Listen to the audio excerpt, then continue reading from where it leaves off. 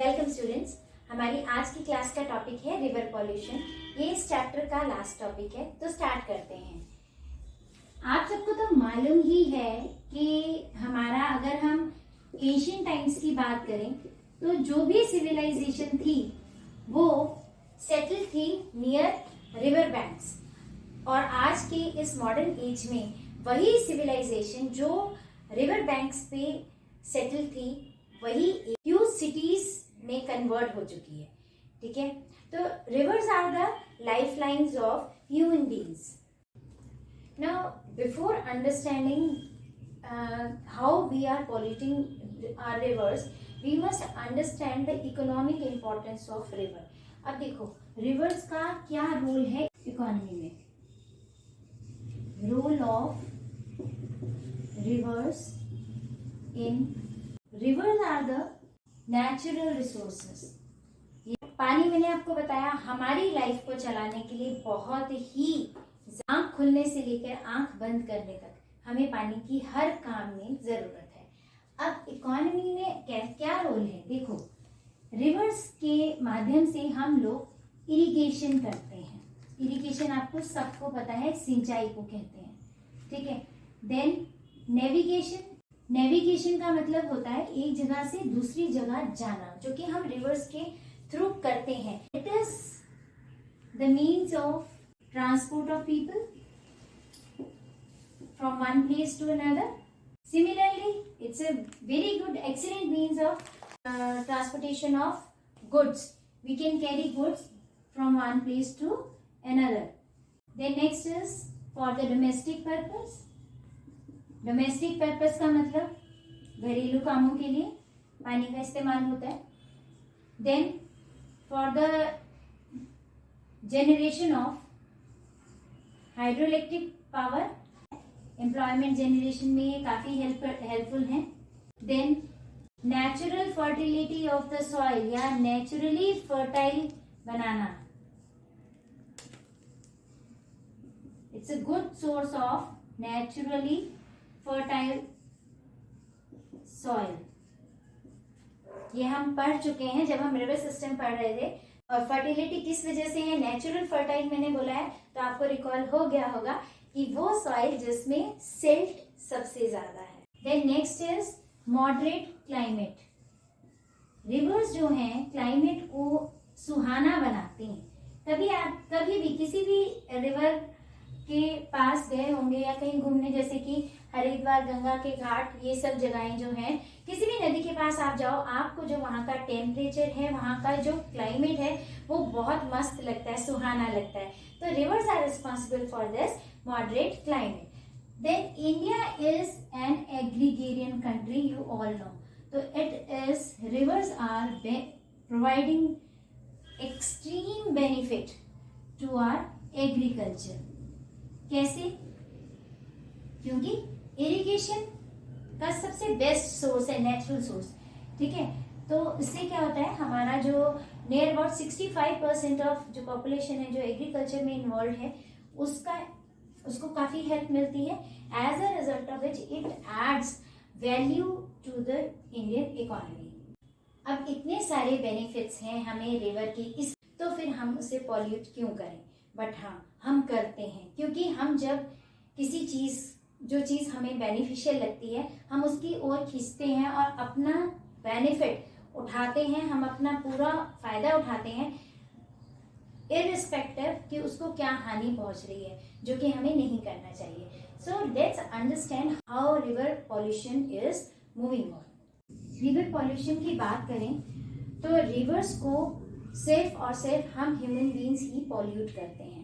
कैसे करते हैं? देखो, सबसे पहला जो पॉइंट आता है वो आता है हमारा डोमेस्टिक पर्पस। अभी हमने पढ़ा कि ये हमारे डोमेस्टिक कामों के लिए बहुत यूजफुल है। बट जब हम डोमेस्टिक पर्पस के लिए हम रिवर वाटर को यूज करते हैं, तो हम साथ के साथ क्या कर रहे हैं, हम यहाँ का सारा का अपने जो हाउस होल्ड सीवेज है, waste from household is drained in rivers. हम क्या करते हैं, बिना किसी ट्रीटमेंट किए सीवेज की उसको डायरेक्ट क्या करते हैं, पाइपलाइन के थ्रू रिवर्स में डाल देते हैं, जो कि रिवर पॉल्यूट करती है।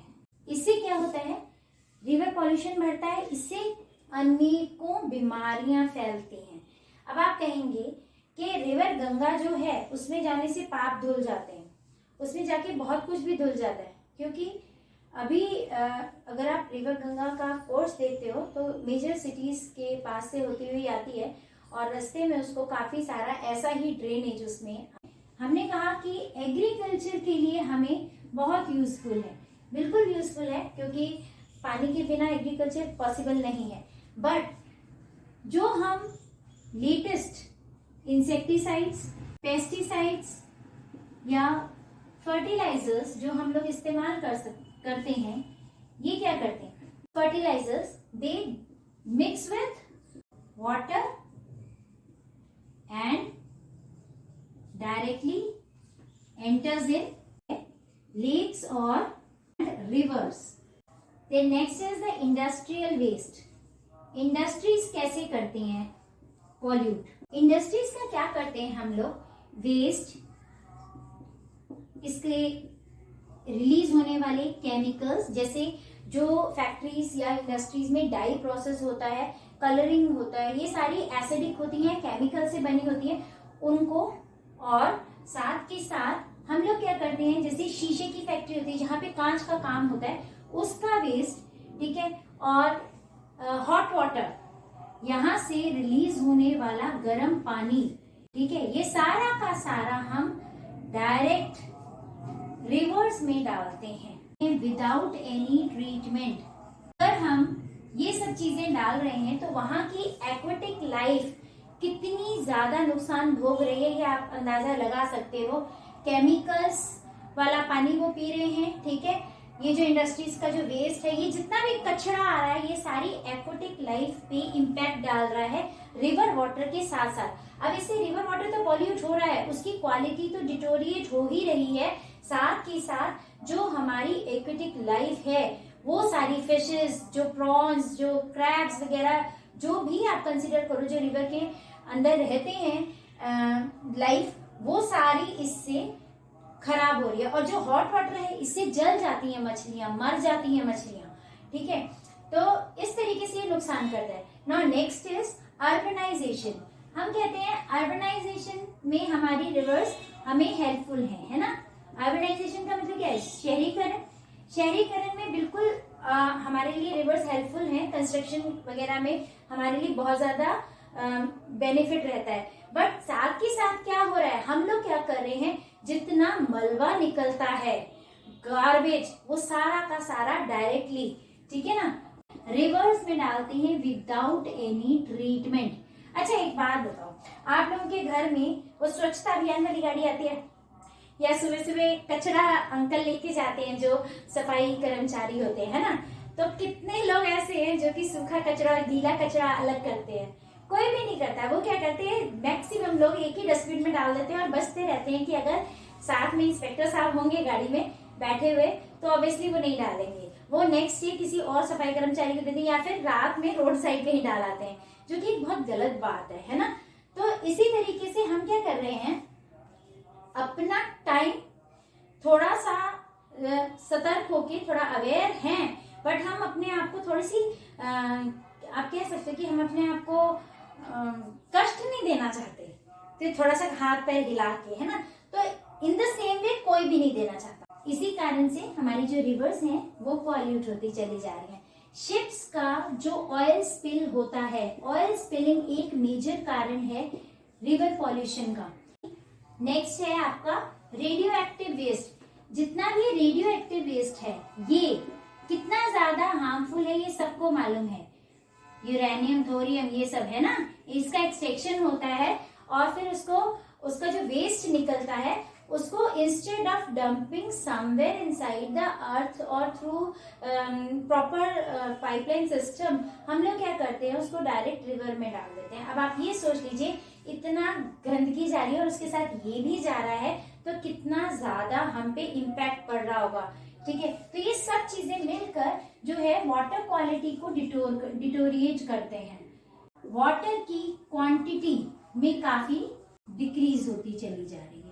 अब इस सब से क्या हो रहा है, रिवर पॉल्यूशन बढ़ता चला जा रहा है, और रिवर पॉल्यूशन जो है इसका जो जबरदस्त रेज आया है, ठीक है ना, उसकी वजह से काफी सारे एक्शन प्लान्स लॉन्च किए गए हैं रिवर क्लीन करने के लिए। अब उनमें से एक एक्शन प्लान आपकी बुक में लिखा हुआ है, उसको डिस्कस करते हैं। Now to combat river pollution, one national plan has been launched, and that national plan is NRCP, National River Conservation Plan. And this NRCP plan has been merged with Ganga Action Plan. Initially, this Ganga Action Plan has been started as phase 1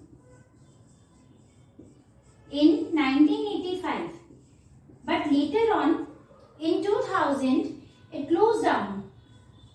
Then after few years this Ganga Action Plan started again as phase 2, and at this time this Ganga Action Plan was merged with National River Conservation Plan.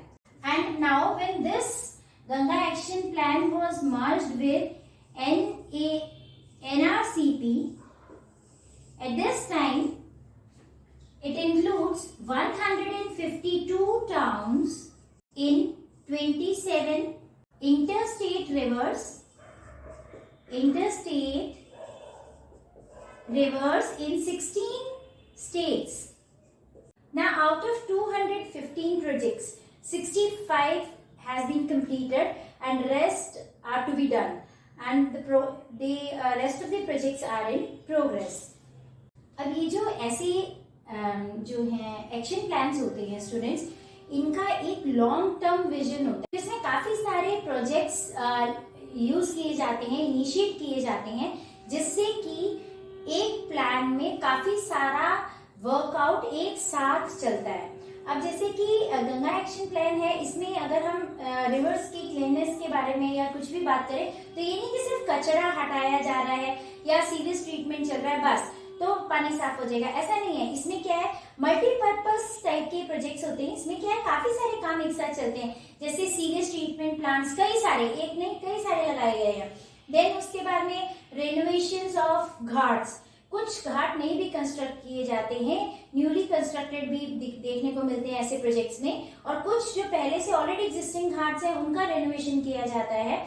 कुंड बनाए जाते हैं, जो already existing कुंड है उनको proper तरीके से maintain किया जाता है।